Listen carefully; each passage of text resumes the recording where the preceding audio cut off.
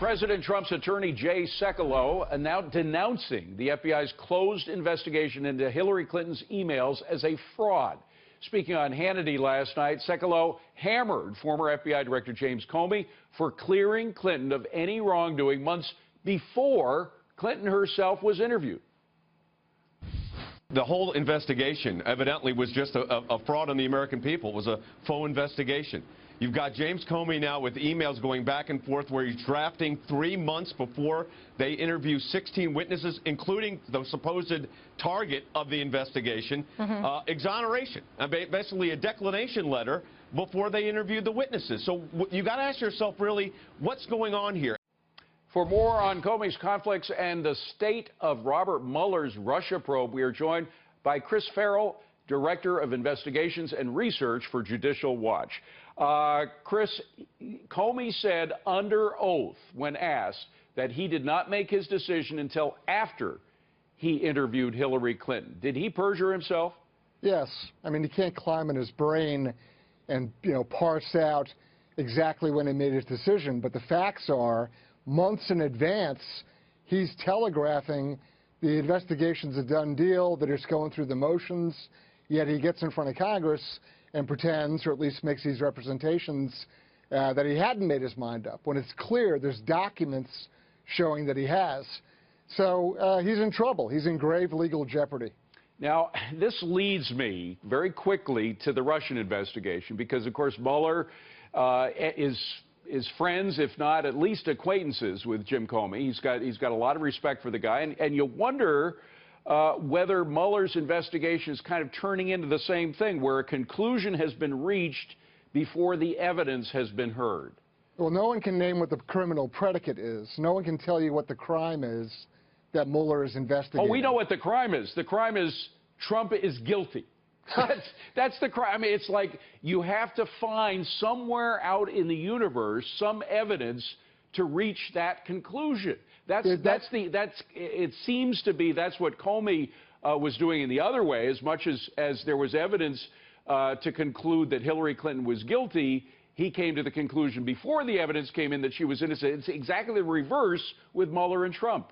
Yeah, I mean, this is like Bolshevik reasoning. The Soviets are getting together and they're going to round up the usual suspects and then find what crimes they've committed.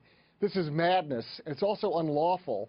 And frankly, Mueller has no business being the special counsel because he is pals with Comey.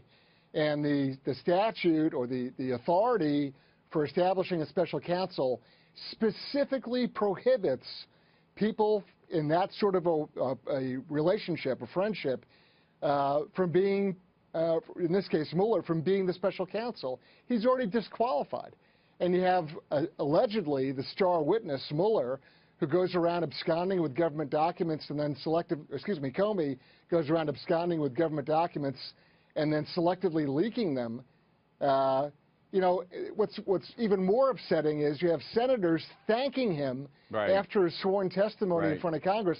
He should have left the room in chains. Well, of course, we didn't have all the evidence that we now have, that what he said seemed to be contradictory. Go ahead. Well, hold on. We did have a substantial amount of this evidence. Under oath, he admitted he leaked to the New York Times through his friend, sitting there in front of the senators, and then they all sat there and thanked him and told him what a hero he was. This is insane. Well, meanwhile, we're getting more and more evidence that points to the other direction. That is, if Russia had an influence in our election, or at least with one particular campaign, it was against Donald Trump in favor of Hillary Clinton. I'm thinking of Fusion GPS.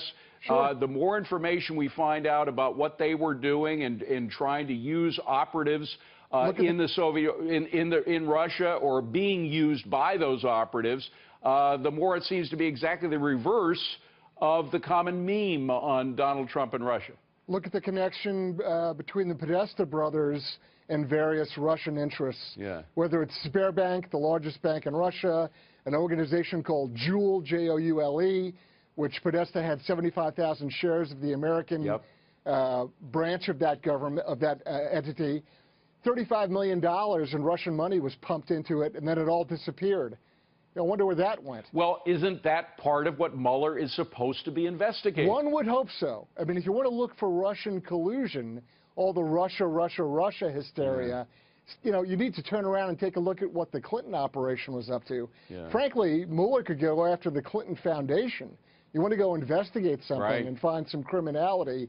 I mean, that reeks of being a criminal enterprise. Well, and instead, what we're hearing now are rumors that Mueller's trying to go after Donald Trump's tax record. So he seems to be focused, like Javert, on proving that the criminal is guilty.